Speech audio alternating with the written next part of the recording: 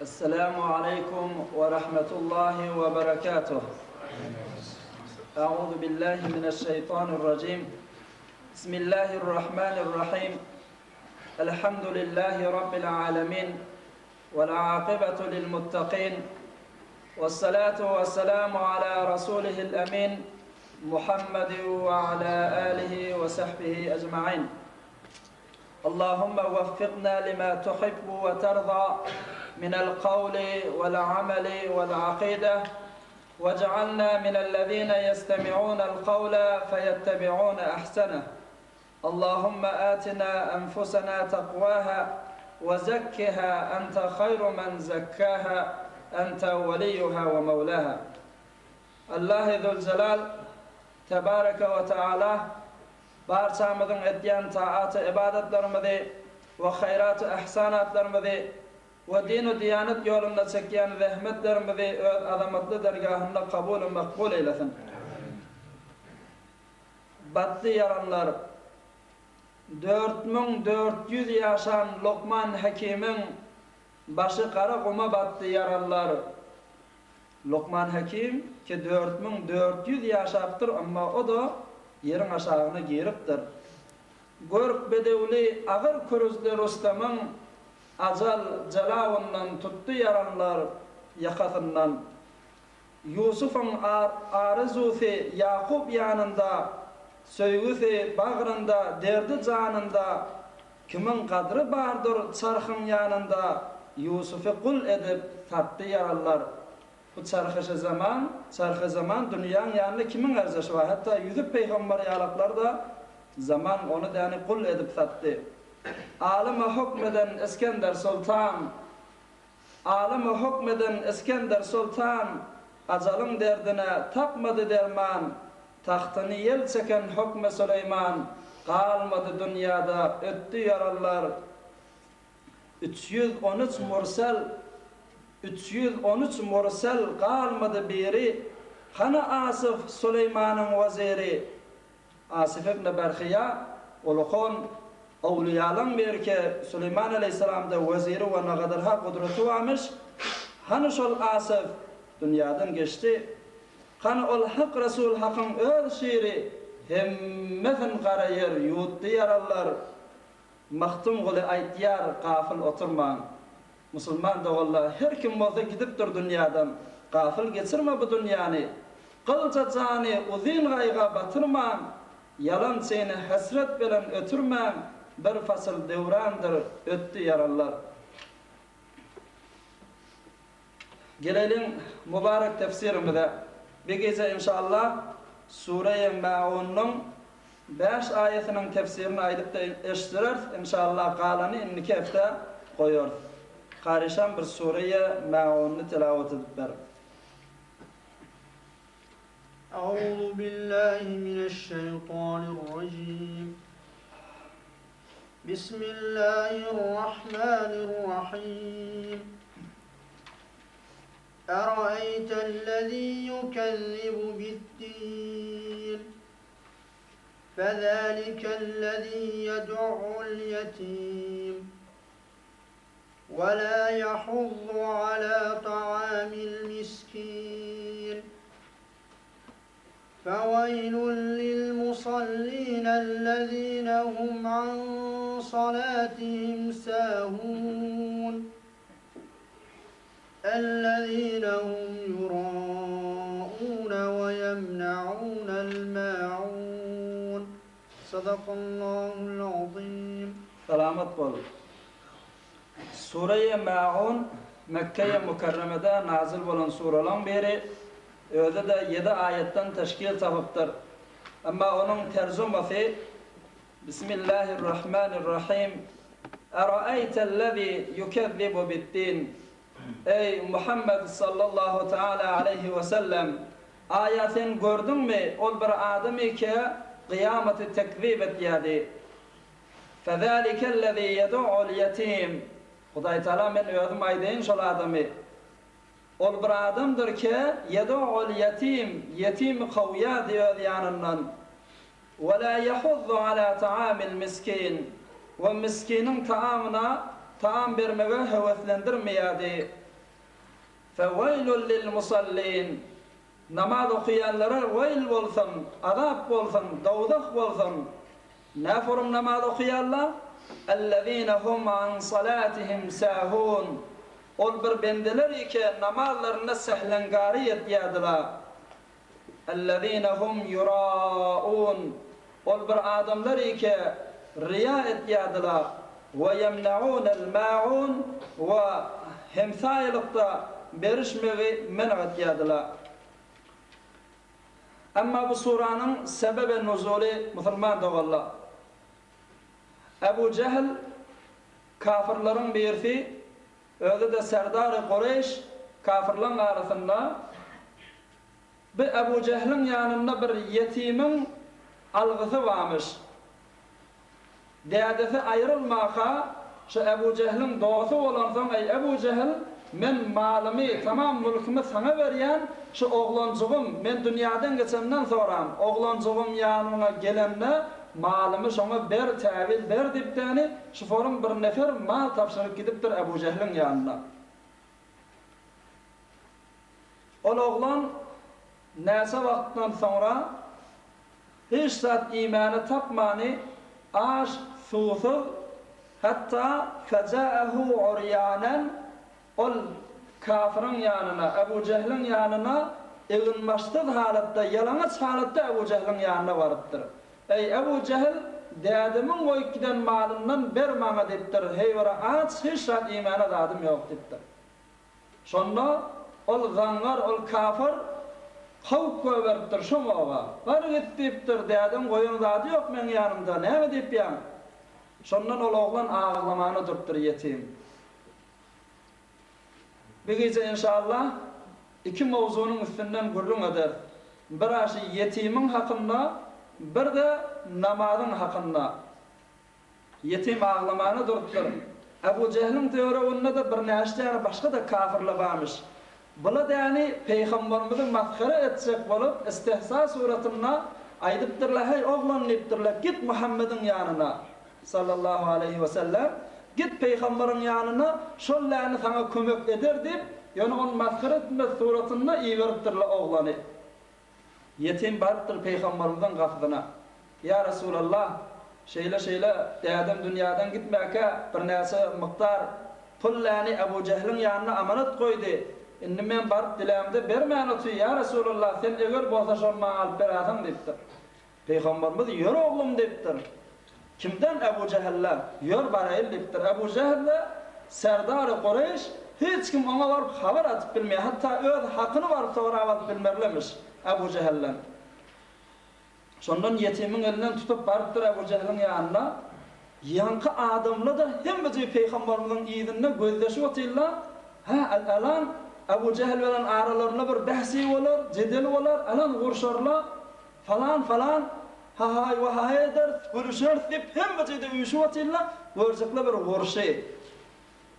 Peygamberimiz kafeni kakıptır, Ebu Cehil asıptır. Peygamberimiz deyiptir, şu oğlanın seninle hakkı olmalı deyiptir, ber şonu deyiptir.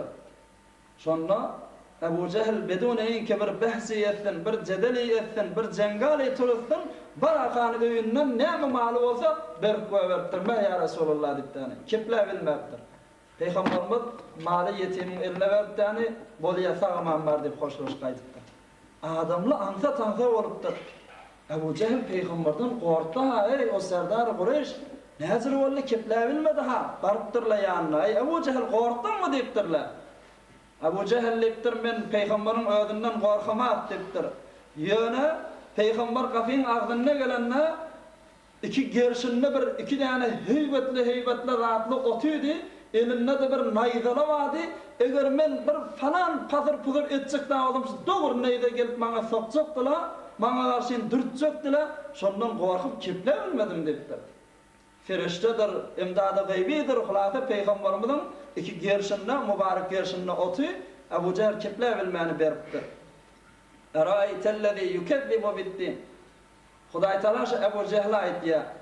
Aya gördün mü sen ol bir adamı ki kıyameti tekzip et ya. Kıyamet yok diye ayet ya. Fezâlikellezî yedû'ul yetim. Ol bir adamdır ki yetimi öz öyünden kavya. Ki o da Ebu Cehil olsun.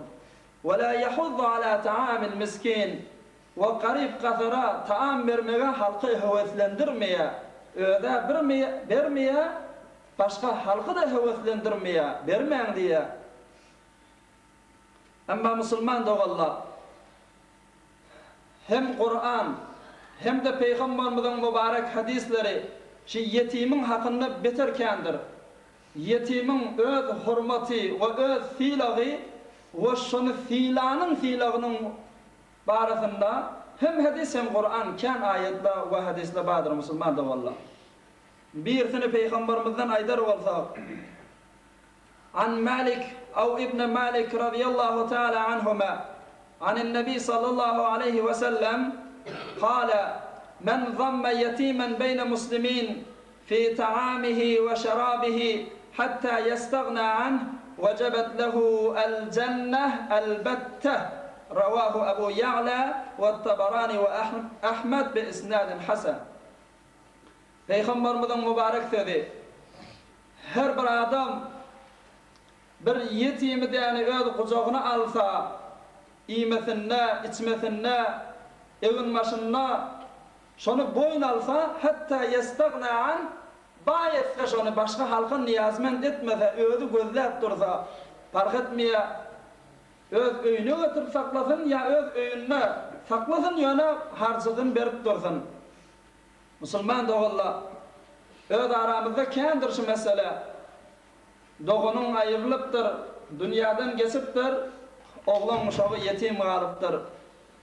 Veya hemsayan dünyadan geçiptir, oğlanları yetim kalıptır.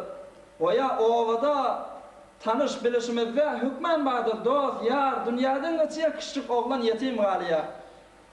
Harcısına evin baş iviski gözleyin ha. Ne mi deyip son Peygamberimiz vecebet lehu el cennete elbettete deyiptir.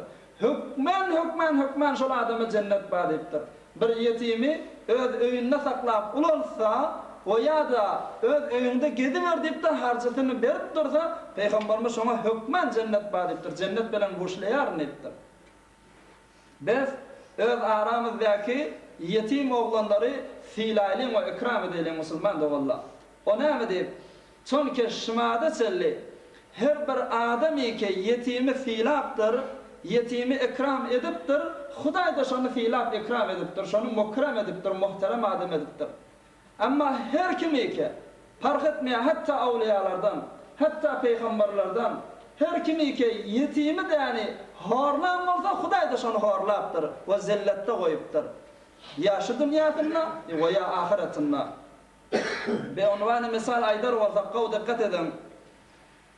Hazreti Yakub ala nebiyyina ve aleyhissalatu vesselam Yakub peygamber Hazreti İshak peygamberin oğlu ve Hazreti Yusuf aleyhisselam şonda dedesi Yakub peygamber kav tanıyandırsınız. Onun bir kav görüyen hatta Hudayın kudretini şonuna tecelli etdiyen, şonuna görüyen bir oğlu ki Yusuf peygamber olsun, beter aziz görüyen, canıcan görüyen oğlunu ellem veriye, oğlancığı küçük vaktinde.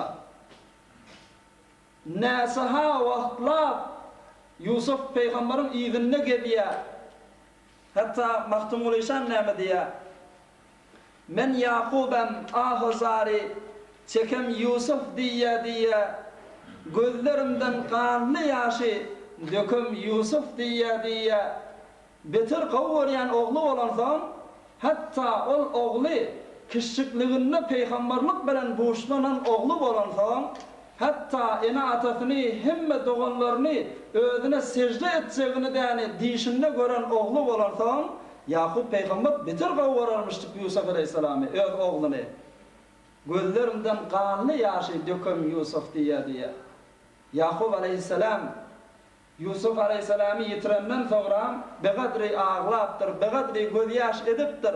Hatta gözünün yaşı kuturup kan ağlamanı duruptur diye.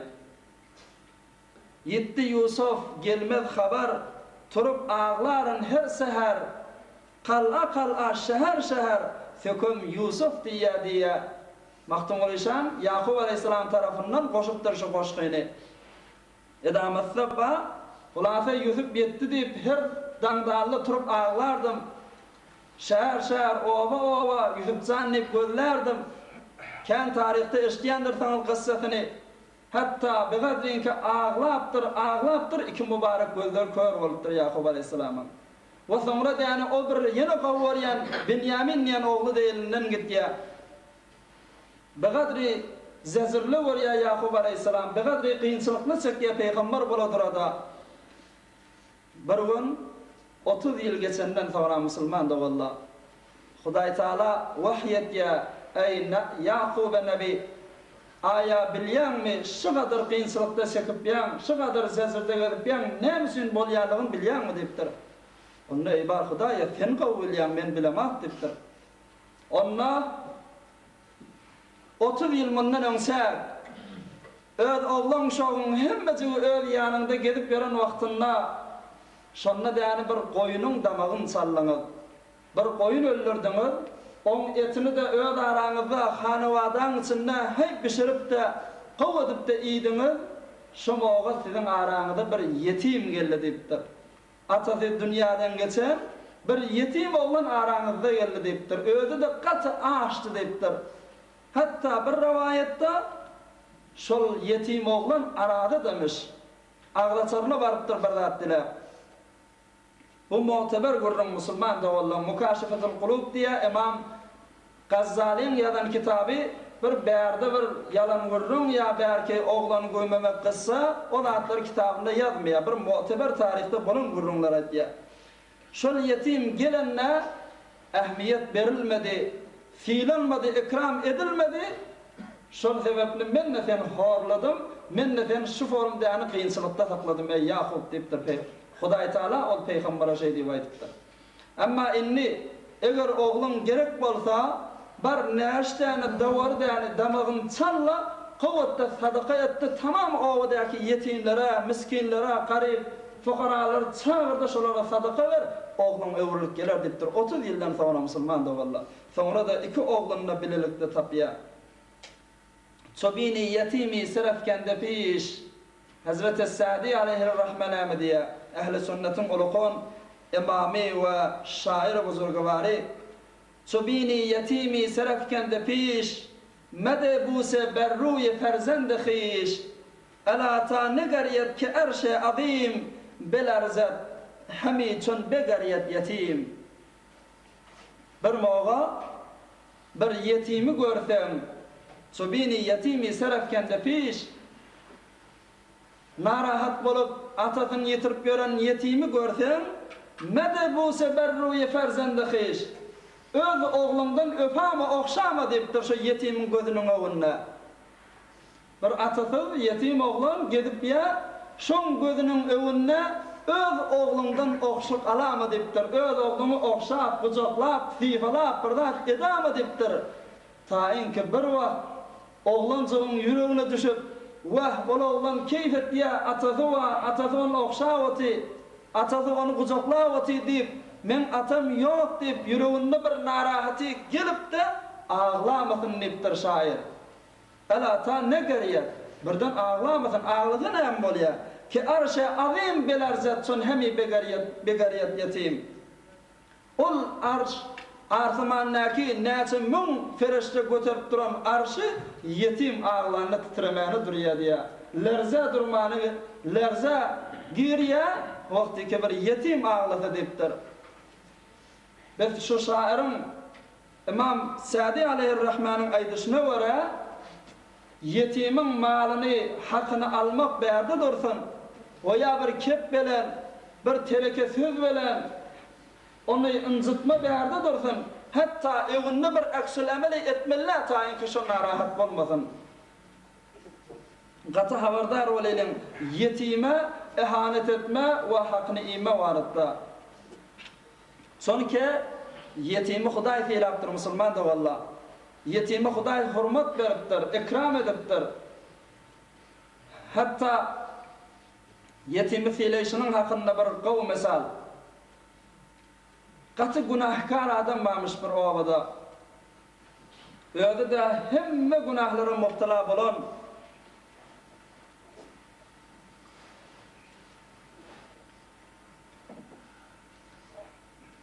ne namaz var, ne edep var.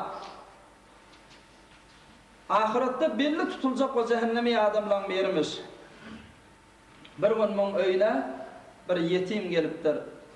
Hay ağam, imani çöregim yok, giymani eğinmaşım yok, ma bir kömek et dep bir yetim dilegisi varıptır öyüne. Gaw dikkat edin. Ol günahkar adam her naqat günahı kän ne bolsa rahimlimiş. Bakın rahmi gelipdir bu oğlana. Bir oğlancığın yetimin elinden tutup yani karnını doyurandan sonra bir hayyatiye akidip muna gerçekli eğinmaşı parçasını alıp da hayyatiyetini kuvvetli sana eğinmaş çıkıp bir eğinmaş veriptir yetime. Son eğinmaşı yokmuş. Gize yatanına deyiş görüptir. Görse deyişinde kıyamet qaim olupdir. Hemme adamla Arasat meydanında bir näse adamları beheşt tarafa akdirip barlaya, bir näse adamları da cehennem tarafa akdirip baryanını görüpdir. Birden görse öz eli kellesi ayağı tamam zincirlagly näçe feriştede füýrep yani cehenneme garşyn alyp baryanını görüpdir özünim. Şondan ay bağışlan o kömek da bidat barya cehenneme garşy yankı oğlan, yetim oğlan evine düşüptir yankı ferişteler. Hay neri alıp baryanı? Cehenneme oklayacak bolyanım be. Bu kim bana kömek etti, bana eğinmaş verdi. Şöyle evine geçiptir. Ferişteler aytıptır, ay oğul leptir bağışla. Bir de destur verilen, bu adam bir rekat okuyan namazı yok, eden yani ibadeti yok, bunu cehenneme oklamalı eden günahları veren leptirler. Bir çaremiz yok, bayit oklamalı leptirler. Sonra birden asmandan ses gelipdir. Hallu anhu kirameten lil yetim. Göverin onu deyiptir. Huday Teala taraftan bir ses. Zincirlerini çözün, iverin beheşte karşıyın. Şol yetime silak edip. Ol yetim dani bir zahdi islavati Huday Teala deyiptir, men on sözün yerde koymarım deyiptir. Yetimin ben yanımda hurmatı va, adamatı va, on kefin tutmalı men, onu beheşte iverin deyiptir. Biz şoňa aýtışymyz ýaly yetimin yani hurmaty filagy Hudaýyň ýanyna kendir ha musulman da walla. Azizdir, biz hem şonu aziz görelin. Hem saýaň madyr, owadaşyň madyr, badyr hökmen yetim. Dädesi dünýäden geçip zindigisini aýlama kyn bolup ýören her form bolsa da şonu azdan känden hulasy kömegine ýetişip duralım. Hatta Peygamberimizin bir owadan hadisi var. Adam şunu eşitenden sonra nerede yetim maka dip gözlemene gidesi geliyor. Bitir ovadan hadis ve vagan sahih hadislen beri. An Ebi Umame radıyallahu teala an. Kâle Resulullah sallallahu aleyhi ve sellem men mesaha ra'se yetimin. Qav dikkat edin. Peygamberimiz ne deyiptir? Adam Peygamberimizin şu sözünü eşitenden sonra o avadan nerede yetim maka dip gözlemene gidesi geliyor. Vak men nasıl işi edeyin deyipti. Peygamberimiz deyiptir, her kim yetimin yani fakat bir çaşın yani kellesinden, manglayından sifalasa, yetimi kavurup da, utufet etse, mehribani, muhabbet edip de, kellesinden fakat sifalasa, Huday Teala ne edecek? Kâne lehu bi kulli şa'ratin temurru aleyha yeduhu hasenat. Şu yetimin kellesindeki saçının sanıca Huday Teala sokap yazacak deyiptir. Yetimin kellesindeki saçının sanıca Huday sokap yazacak deyiptir şuna. O saçının sanıca da şun günahını ayrılacak deyiptir şu sifalan adamın. O saçının sanıca Huday şuna derece verecek deyiptir, kövelecek derecesini deyiptir. Aydıptır Peygamber, bir näse zatlar aydıptır, hatta idinde ne deyiptir? Kuntu ana ve huve fil cenneti kehateynil isba'ayn deyiptir. Men ve şu yetimin kellesinden fi falan adam cennette aynı huş iki varmak yalık bolacak deyiptir. Ve faraka beyne isba'ayhi es-sebbahata vel wusta. Başan barmağı bilen orta barmağını hakkı Peygamber şeyle açıptır. Men şu yetimin kellesini muhabbet edip fi falan adam bilen cennette aynı hoş iki varmak yalık bolacak deyiptir. Cennette men hemsayan bolacak deyiptir Peygamberimiz. Ravahu Ahmed ve Tirmizi bir mu'teber hadis musulman dogallar. Hiç bir qiyın zatda acap bir olsa yetimi gördüm, hay canı dip bir kellesinden fifalamalı, bir yüzünden okşasan, muhabbet edip de, hay däden yok bolsa, men däden ýaly dip de bir göwüllük ber, Peygamberimizin hemsaýysy bolýan cennetde. Nagat ulu sowap musulman dogallar. Olsa kimmi? Gitmeli owadan ýerde yetim maka dip tapmaly bu sowaba ýetjek bolup, şoň sowabyna hansama bolup. Amma näme dip yetimi Hudaý filanla bolsa, adamyň gözüne yetim ýigrenilýär. Bir soňa şey. Näme dip yetimi sen gujaklagyň gelmeýär, fifalagyň gelmeýär. Ol oğluny şeýdesin gelýär, amma başga bir oğlu yetim bolsa da aslan edesin gelmeýär. Näme dip? Sonki şeytan aleyhi lâne bizim düşmenimiz bizi däni bir qılýançykda sogap yetirmejek bolup ýören giýje günni zähmet çekip ýören şeytan etýän işini gözden.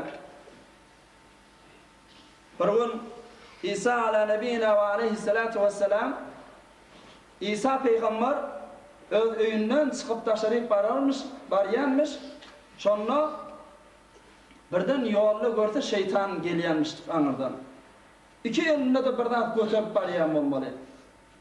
İsa peygamber ya hayırrağı vardır görse şeytanın elinde esel bilen bir eline esel vadiye bir eline kul vadiye. Kara kul. Şondan peygamber İsa aleyhisselam soraptır. Ey şeytan niptir? Sen bu eseli kulun nämet diýen dipdir. Näme öýrek bolýar dipdir. Dikkat edin. O şeytan näme dipdir? Men eseli däni gıybet etýänleriň dodagına çalmagyna gerek bolýar dipdir. Gıybet edenlerine bali eseli doğduklarını çalıyan hay tagamlı olya, gurrun fücü olya gunadığı geçen haftelerde ayttık ne kadar yani günahları var şolatları yada düşürtmeyeni fakat gıybetinde koyyanlıktır esel veren şey diyenliktir o kulum näme onu kul veren musulman da valla ağlanmayın şeytanın ağlağı şey kul veren yetim oğlanın yüzünü karaltyan kul veren yetim oğlanların yüzüne çalyan taýinki halkın gözüne däni ýigrenji görünsin. Taýinki halkın gözüne biderek teleke görünsin we şoňa gowluk etmesen we gowluk etmeşi bilen ol gaty olukun sowaby ki peýgamberimiz aýdyp gidipdir şo sowaby yetmesen dip yetimin yüzüne kul çalýanlyktır şeytan. Nauzu billah. Näme dip? Taýinki ýanky peýgamberimizin olukun aýtýan buşlugy yetimi filan hakyna şo sowaby ýetdirmejek bolup şeytanyň etýän işi. Allanmaýlyň.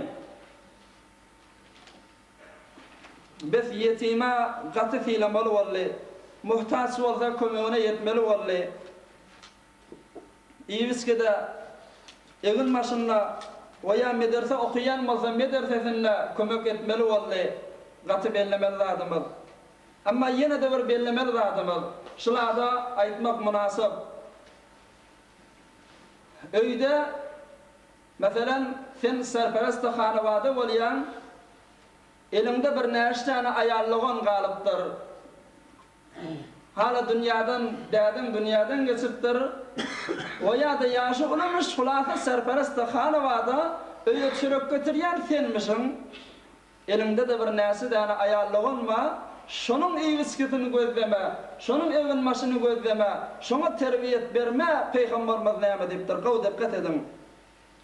An Nabi Hurayra radıyallahu ta'ala an an Nabi sallallahu aleyhi ve sellem men kanat lehu 3 banat aw 3 akhawat فصبر على آوائهن وضرائهن وسرائهن أدخله الله الجنة. Peygamberimiz owadan aýdypdyr musulman da walla. Waqaen İslam'a ve musulmana gerek gurrunlaryň hemmesini peygamberimiz owadan sözi bilen aýdyp geçipdir. Her kimin 3 tane qyzy bolsa dipdir peygamberimiz. Aw 3 akhawat, ya 3 tane ayallygyny bolsa, 3 tane. Ohamda şolan iwisketini gözlese, evin maşyny gözlese, şonu dini diyanet bilen terbiýet berse, hicab bilen, namaz bilen, edep bilen ve zarraihinne bitirdi owadan aydan yarışladı. Şolun narahat bolyan yerinden narahat bolsa deyipdir. Bitirdi ayarlıgan musulman da valla. Şolun narahat bolyan yerinden narahat bolsa derdine dertleşte ve sarraihinne ve hoş bolyan yerine de hoş bolsa öz 3 tane kıyıvi veya 3 tane ayarlığını narahat bolan vaktlarına bu da narahat bolsa derdine dertleşte ve hoşluğuna hoşluk koşta edhalahullahu el cennet men şonu da bu cennet bilen boşlayan diptir Peygamberimiz.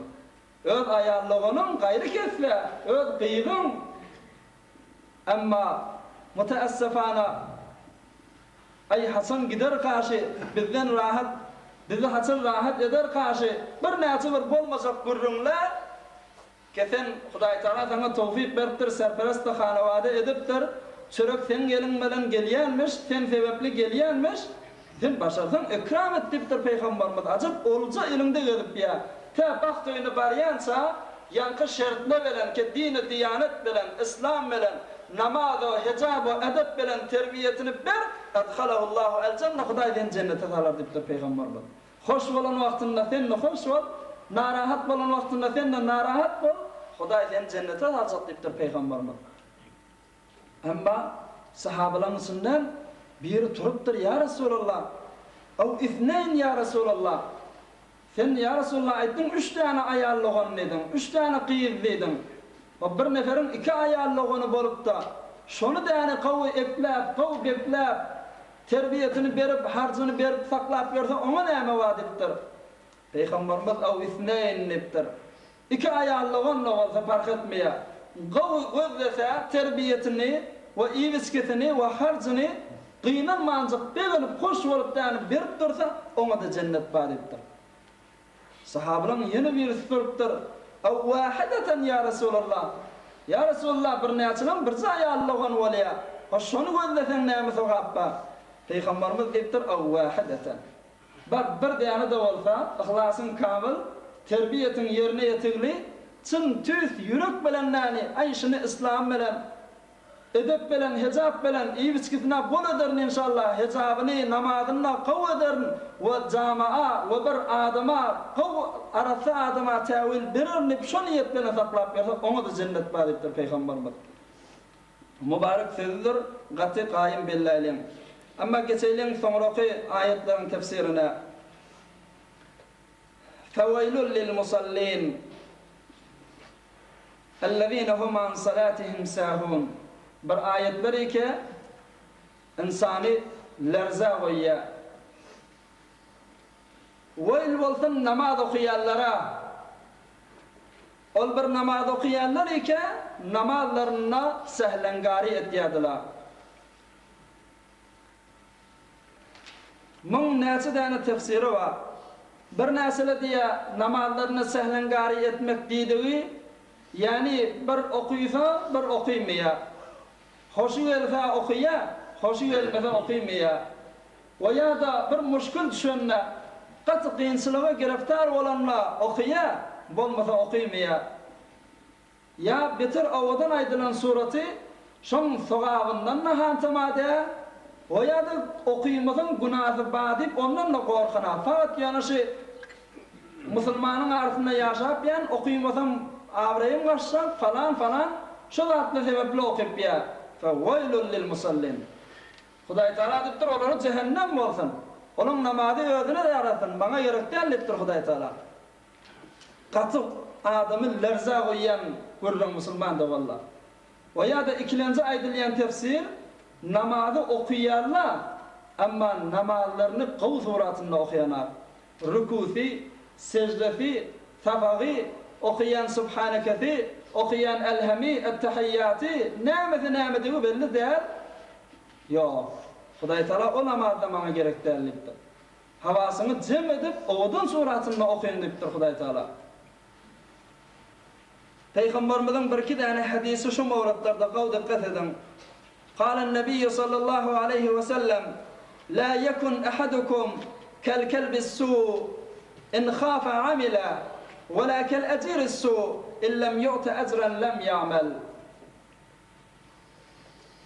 Nagat awadan aytdyr Peýgamberler. Sizin biriňiz öýdäki gelip beren teleke it ýaly bolmasyn depdir. Bir näçe itle, güjükle bilýän bolsaňyz, zır derde degen hatda, eger şoň baýary, arwawy, şoň näni gorksa amel etýä, bir işi büýürse, gaty ýerinden näni gorksa etýä, bolmasa etmeýär, şoň ýaly it bolmaň depdir Peýgamberler. Bir gat teleke itle bolýar da, sen yani yok bolsaň ýaty bir ýerde ogur ýelgin her näme bolsun işi ýok. Amma sen şoň näni gaty hawa edip de gorksaň şonda gitýär. Peýgamberimiz depdir, ojra bolma. Wa ya bir karger ýalyk bolma, kep puly soňurrak berjek diýilende. Wa ya da ustasy üstünde bolmasa dogry işlemeýär, teleke karger şoň ýalykda bolma Hudaýyň mugabilinde. Namaz okuýmaýşyňyzda mesela owadan düşündirme formasy musulman dogalla. Beter de aramyzda ma'al asaf beter türkmen jemaatynyň içinde bolýan we özü de gaty günah. Wagtyki dogany aýrylýar. Atafi, enefi, hemsayefi, doafi şon ýalyk biri aýrylanda şonda däni şumada çelin kellefinde börüp koymadyk adam, kellefinde börüp koyan kişi bolýar. Şumada çelin sakkal göwermedik koymadyk adam, sakkal koyan kişi bolýar. Namazda mescide görünmedik adam, dädem aýryly, doganym aýryly, ýedisine geçýän saat ipden namaz okuyan kişi bolýar. Fewailul lil musallin. Hudaý dipdir, wail bolsun, cehennem bolsun şon ýalyk adama. Gaty hawardar bolan, şumada çelin sakkal koyana, şumada çelin kellede börüp koyana ayet düştü diýip sakkal koymadan gaty günahdatdyr. Gaty hatadatdyr. İsrailin ayet düşýän dogallara we känne bolýan görrüm. Koysaňa owadan suratda gowçy peýgamberiň sünnetini raýat et. Goýmasaň da bu forum yalandan bölsün. Ayet düşen wagty we ya Hudaýa gaty müşküli düşen wagty. Gaty niýazy bolan wagty, eýwa Hudaýa özüň kömek et diýip Hudaýa garşy dolanýar, amma mes wagty Hudaýa bilen işi ýok. Peýgamberimiz onu ýalyk bolmaň diýipdir. O ya rükûsyny, secdesini dogry etmeýän hakynda Peýgamber näme diýipdir? Aswa'un nas sariqatan yasriqu min salatihi. Rawahu Ahmed we Hakim. Ogurluň teleketini aýdypdyr Peýgamberimiz. Aya ogurly, aňyr berýär ogurluk etýär, şolaň teleketini kimdigini bilýärmi diýipdir. Ogra bir teleke da. Şolaň içinde gaty teleke bolýan ogur bilýärmi kim diýipdir. Adam diýjek öz hemsaýetinden ogurluk eden şol. Yo öz doganyndan ogurluk eden şol. Yo öz falanyndan ogurluk eden şol. Yo, Peýgamberimiz olaň hiç ýerde aýtmapdyr. Yasriqu min salati öz namazından ogurluk etýär diýipdir. Namazyny rükûsyny däni gowadyp bitirmeýär. Secdesini gowadyp bitirmeýär. Tawuk tüýçe eýlehu yerden däni çokyp alýalyk, ýöne etek eňilip turwaty, rükûsy ýerde, secdesi ýerde. Yo, şo gaty ogur diýipdir. Ogurlam teleket şol diýipdir Peýgamberimiz. Namazymyzda hudu bilen, huşu bilen, ýylyganlyk bilen gowzulap okuýan musulman dogalla kamil sogapdy şonda bardyr. Bir däne gowy hikayeti mu'tabar kitap Şeriatul İslam diýen Seyyid Alizada rahimahullah, Mawlana Seyyid Alizada şoň ýazan kitaby owadan kıssany Hazreti Aýşe radiyallahu ta'aladan getiripdir. Gowy dikkat edin inşallah, şonu aýdypda sonra klasimizde bolýar.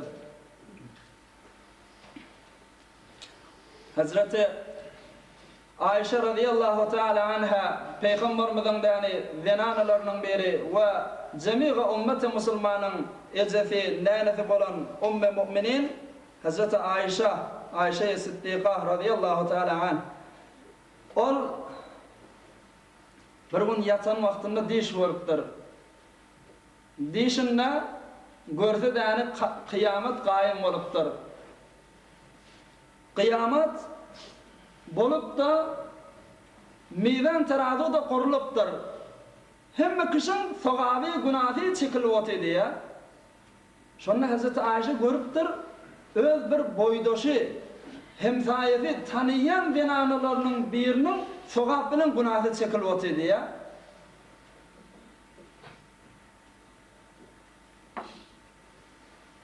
Aha, görüpdir, görse bunun dani sogap terazisi zol yukarı kalıp var ya diye. Beter ağır sogapla. Hatta her birci dani sogabı Uhud dağıyalık olukon bolup geliyen olmalı terazinin üstüne. Bir de şunu bilin, kıyametin terazisi bu dünyanın terazisi ya Allah. Bu dünyada ağır tarafı etip düşüyor da. Yengil olsa yukarı gidiyor. Ama kıyamette ağır tarafı yukarı gidiyor. Yengil tarafı aşağı düşüyor. Kıyametin terazisi bu dünyada fark ediyor. Terazisi yukarı kalıp var ya diye boydaşının, doğasının, hemsayetinin sogap terazisi, sogap tarafı.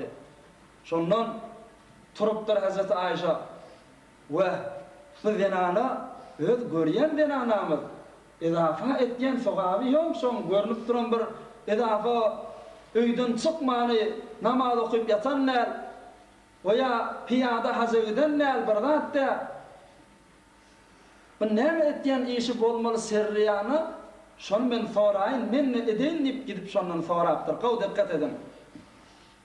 Enemed Hazreti Ayşe bir taraftan şu zenanadan soraptır ha inni görelim neme serriyanı etken işi varmıştır. Barıp dene selamun aleyküm hay boydaş kavmi sen bir etken serri işlem bolmalı şondan ma aytta ver deptir. Oğlum bu zenana deptir. Yo men etken işim yok deptir. Onda yok bağ olmalı ayt gurrunu ver deptir. Onda özün ayda oten serri diyen serri dağda halka aytıp bolmalı deptir. Can hayır aytdan men sana bir boşluğum var deptir. Oğlum bolya şondan 7 tane etken işi varmış. Bu gurrunu da öyde venanı davallak kat bellemeli ve etmeli işleri. Evvelki etken işim hafiztu nefsi hatta lem yarani ahadun gayra'l maharim. Men özüme qayımdım deptir. Hicabıma qayımdım deptir. Hatta menin qaramı da bir neferi ahadi gören nadir. Me gören ki öz doğanım, adamim, oğlum, dädim, öz mehremim bolamasa gayri mehrem menin yüzümü, avratımı görmeye berdi dursun. Men qaramı da gören nadir deptir. Kendi şey gitmeyenmiş. Evvelki etken işime şol ettir Müslüman da valla. Meni öz dädim, doğanım, ärim şondan başka hiçin görem nadir şumada selleniptir. İkilencisi lem aruddu sailen iza kana ma'i şey. Kafadan dilekçi geliyor, garip geliyor, katar geliyor. Bir zat diliyor, eğer yanımda bolsa boş vermerdim deptir. Ağzından kendim bir zat çık berip verirdim deptir. Etmeli işimiz. Beter de öyde zenanala, öye geliyen dilekçini boş kaytarmalıdır. Üçüncüsü ma akaltu vahdi şey. Yıkıdım bir saçaktan hiç zat yemeyen deptir. Yanımda hükmen bir mehman bolmalı, doğanım bolmalı, adamim bilen bile olmalı, oğlum şon bilen bile olmalı hulasa yıkıdım oturup peşrat yemek şumada seli deptir. Etken qavluqlarının biri. Ama bize inneşi iki mavrat gerek Müslüman da valla. Kuntu musta'iddan lis-salat qabla'l azan. Adançı, safi adan çekmeke şondan öncek namazda tayyorlik görüyordum deptir. Ve alan sofişan ikindi çekecek bolmalısan. İkindinin vaqta geldi. Akşam gün yaşıp geliyor, akşamın vakti gelip bolup geliyor. Veya ertir namaz, hani sofi, adan çekmeke namazda tayyorlik görüyordum deptir. Deyarit kılıyordum, sınca etiyordum. Namazlık, hem de atlım tayyorlap, namazda gözleşiyordum deptir. İntizarus salah, namazda gözleşmek bitir sogabı kendir Müslüman da valla. Bir de özümüz ve öz aramızı etme işimiz. Mesela sen yani öğlenin okuyup gittin, mesciden çıkıp bariyamağa eyvah Hudaya işte ikindi namazda da gelirsin inşallah diyeyim. İkindi müstahit bulun öğlenden. İkinneni okuydun akşama, akşamdan okuydun yatsina. Yatsini okuydun inşallah tamamen öğretek ertir namazı da gelir bildim. Hani sofi adam çıkmaka veya çıktı, bazım ha namaz vakti bollu dip namaza karşın uğran. Betir soğabı kendir, intizar-ı salah diyelim namaza gözleşmek. Veya bir nesile ayarlığınla aytyen olsun, ay baba, yetişip bolyanmege, oğlum şok veren, malgara veren, öyün işi pişirme, düşürme, ve yetişip bolyanmı namaza teyarlık görüp. Yo, ne gırşıden alan oğlum şok yokmuş mu? Adamsı yokmuş mu? İşi yokmuş mu? Yok. Şu zamanı bilen fark etmeye, belki o zamanı bundan da beter kıyınrak etyen işleri. Ama şu işle verenler, şu sokaklara yetyenmiştik Müslüman da vallahi. Beşlencesi, adan çıkınla näme aýtsam men aýtýadım depdir, hulasa edelim. Beter sogaby kendir, adan çıkın ýalyk sogaby we adançy näme adanyny aýdyp dursa sen de şonu aýtma. Bir gowum mahsus dualar we eger onu bilseňiz şonu etmeli, bolmasa da şu adançy näme diýse şonuň däne jogabyny aýdyp oturma beter sogaby kendir. Yedilencesi, men hiç bir maslahat etmäni, meşweret etmäni, näleme olukon ezekeme, hulasa bir biljek, dädem, dogunum veya adamym gaýra maslahat we gaýra meşweret hiç bir işi etmerdim depdir. We ahirki zatda hulasa dogun bolýa, hemsaýa bolýa, bir qyýqçyk bir zat bolýa, arama bir nefer bilen gurş düşde, evvelin nefer meni bagşla diýip barýan özümdim depdir. Telebe bagşyş etmäne, ay geçireyli baba, bu Hasan Selin beyt bereylik evvelin talebe bagşyş edip de baryp da ozurha etýän men özümdim depdir. Şu ýerde etýän işim bardy depdir. Am Hazreti Aýşa näme depdir? Men buýşluk berýän saňa ki öten akşam diýiş gördüm. Şu her bir etýän işim dağyalyk sogaby terediňde däni teredide çekilip duranyny gördüm depdir. Seyyid Ali Zade rahimahullah Şeriatul İslam diyen kitabında şu hikayeni getiripdir, mu'teber hikayelerini berdir Müslüman da valla. Biz dünyanın kışıdır, sen yetişmeyen nefena şu yetişmeyeni gittiğin, ama yetişecek diyen Hudaý Taala hükmen şu tawfiqi sana berýändir Müslüman da valla. Hemmemiz bir elham, üç kul Allah okuyverelim.